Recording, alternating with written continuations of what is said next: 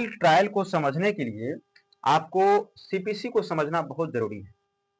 That means civil court के अंदर जो वाद फाइल किए जाते हैं, केसेस फाइल किए जाते हैं, और उसके बाद उसका जो प्रोसेस होता है, जो प्रोसीजर होता है, ट्रायल जो चलता है, उसको अगर समझना है तो उसके लिए हमें सीपीसी 1908 को समझना पड़ेगा, सिविल प्रोसीजर कोड 1908 का जो कानून है। और सीपीसी को समझने के लिए हमें सीपीसी के जो ऑर्डर्स है, जो सेक्शन है, रूल्स है, उसको समझना पड़ेगा।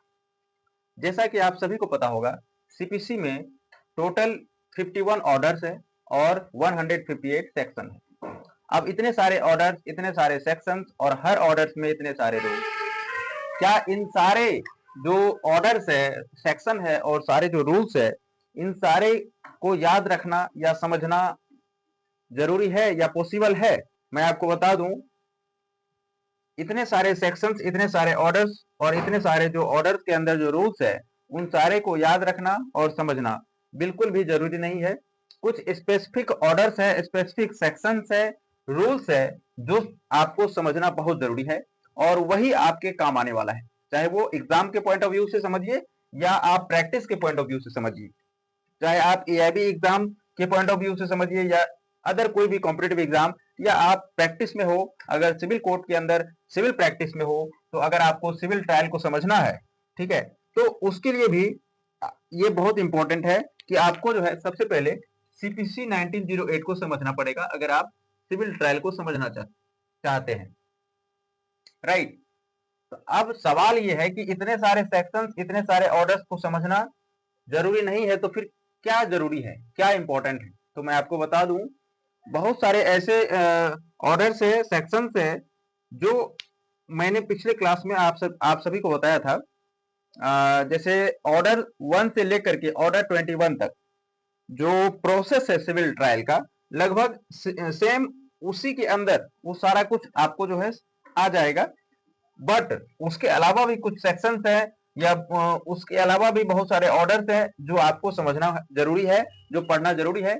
तो मैं आपको बता दूं, आज की क्लास में मैं आपको बहुत ही डिटेल में बताने वाला हूं कि सीपीसी जो है, सिविल प्रोसीजर कोड, उसको आप किस तरह से समझ सकते हैं, क्या इंपॉर्टेंट है इतने सारे ऑर्डर्स में। जैसे मान लीजिए 51 ऑर्डर्स और 158 जो सेक्शन है, इनमें आपको कौन कौन से सेक्शंस, कौन कौन से ऑर्डर्स को देखना है, कहां से क्वेश्चन आने वाला है और क्या इंपॉर्टेंट है। सबसे पहला जो पॉइंट है वो है प्रिपरेशन ऑफ द प्लेंट, यानी जो वाद पत्र कोर्ट के अंदर लाया जाता है तो उसकी जो तैयारी की जाती है, उसको जो तैयार किया जाता है, यानी वाद पत्र को जो तैयार किया जाता है, वो कहां पे मेंशन है? ऑर्डर 1267 में, राइट। ये आपको माइंड में सेट करके रखना पड़ेगा कि जो वाद पत्र, जब वाद, कोई भी वाद आया, कॉज ऑफ एक्शन अराइज हुआ और पार्टी वहां पे पहुंचा, ठीक है, और वाद लेके आया, तो वाद पत्र को जो तैयार किया जाता है, प्रिपरेशन किया जाता है वाद पत्र का, प्लेंट का, वो कहां पे है? ऑर्डर 1, 2, 6 और 7 में। अब आपको ये समझना जरूरी है कि ऑर्डर 1, 2, 6, 7 में क्या है। तो जैसा कि हम पिछले क्लास में आपको बता चुके हैं कि ऑर्डर 1 में क्या है? पार्टी टू द सूट, यानी प्लेंटिफ और डिफेंडेंट। 2 में क्या है? फ्रेमिंग ऑफ द सूट, है ना। ऑर्डर 3 में क्या है? प्लीडर या वकील। ऑर्डर 4 में क्या है? Institution of the suit. तो हम आपको यहाँ पे बता रहे हैं order 1, 2, 6, 7, that means parties to the suit, framing of the suit, और 6 में क्या है? प्लीडिंग, और 7 में क्या है? प्लेंट, यानी प्लीडिंग ऑफ द प्लेंटिफ, यानी जो प्लेंट से रिलेटेड जो भी चीजें हैं वो आपको कहां पे मिल जाएगा? ऑर्डर 1, 2, 6, 7 में। इस तरह से आप इसको माइंड में सेट करके रख सकते हैं। प्रिपरेशन ऑफ द प्लांट जो है ऑर्डर 1, 2, 6, 7 में है। उसके बाद दूसरा जो पॉइंट है, place to produce of the plaint, यानी जो वाद पत्र है वो कौन सा जगह पे प्रोड्यूस होगा, उसके बारे में बात किया गया है सेक्शन 15 और 21 में।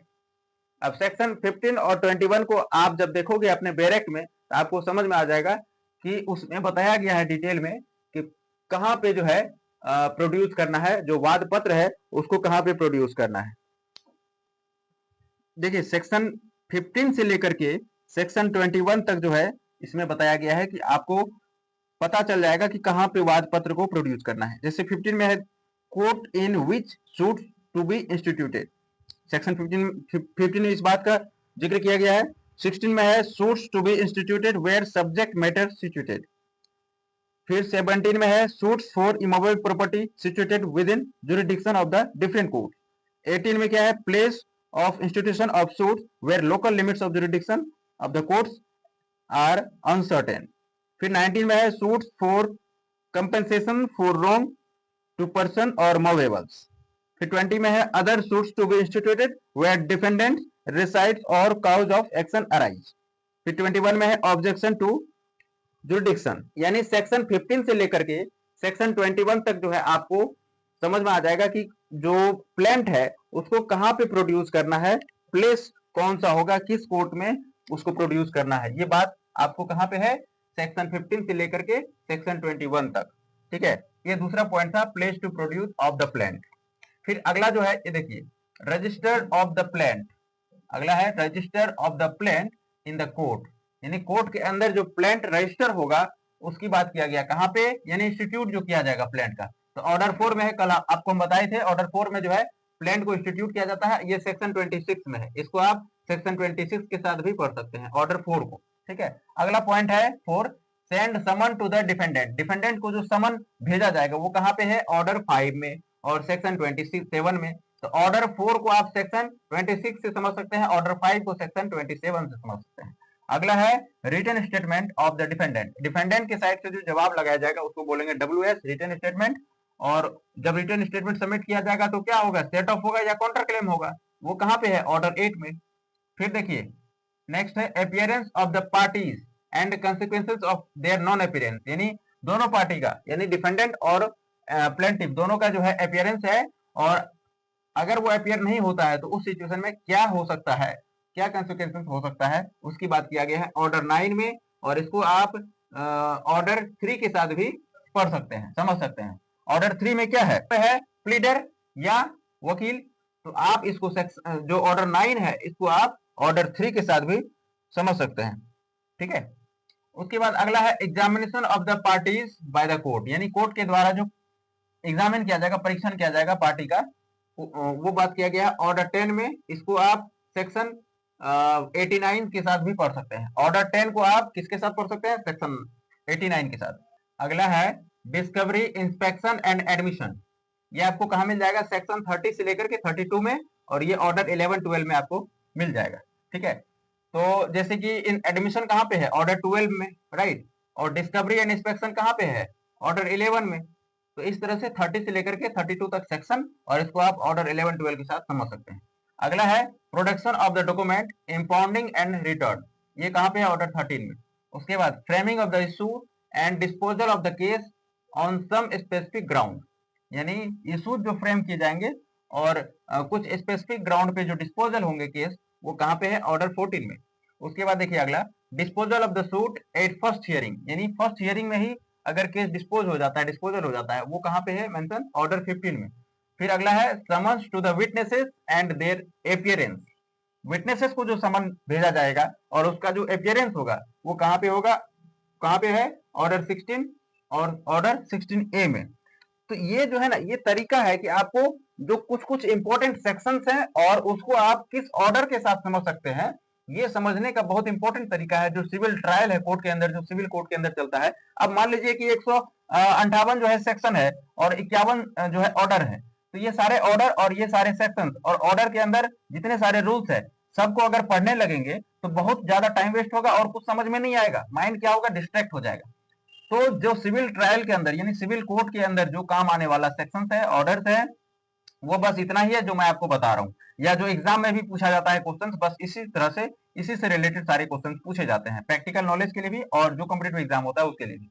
ठीक है, तो ये सारे जो ऑर्डर है और ये सारे जो सेक्शंस है, किससे हम किसके साथ पढ़ सकते हैं, किस ऑर्डर को किस सेक्शन के साथ, ये बहुत इंपॉर्टेंट है ये जानना। और ये जो इंपॉर्टेंट है, यानी यहाँ जो प्रिपरेशन ऑफ द प्लांट, यानी प्लांट जो है प्रिपेयर किया जाता है वहां से लेकर के और लास्ट पॉइंट तक जो सिविल ट्रायल का जो ये साइकिल है यानी चक्र है, वो पूरा जो है इसी पर चलता है। ठीक है, अगला जो पॉइंट है वो है देखिए प्रोविजन रिगार्डिंग एडजॉर्नमेंट, यानी एडजॉर्नमेंट से रिलेटेड जो भी प्रोविजन है वो कहां पे है, ऑर्डर 17 में।